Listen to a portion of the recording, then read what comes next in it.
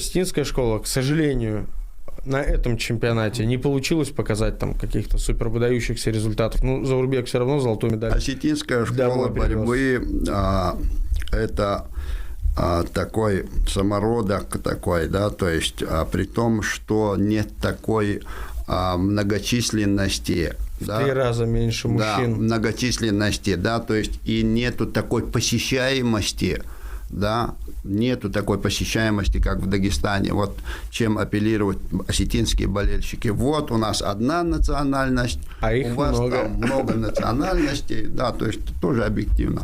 Но осетинская школа борьбы, она такая интеллектуальная школа.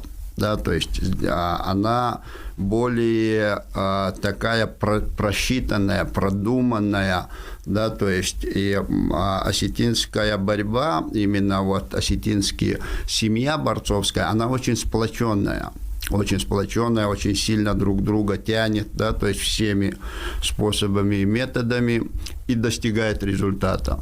Да, то есть и не менее, чем Дагестан, интегрирована в мировую борьбу. Да, мы знаем там олимпийских чемпионов, представителей там Таймазов, да, яркий пример представлял Узбекистан, 3 олимпийские золота.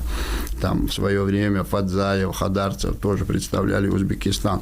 Сегодня огромный десант в Словакии. Там Цаболова мы видели. Салказанов у нас будет бороться. Салказанов в свое время мой был соперник, один из основных соперников, один из первых, кто уехал, Радик.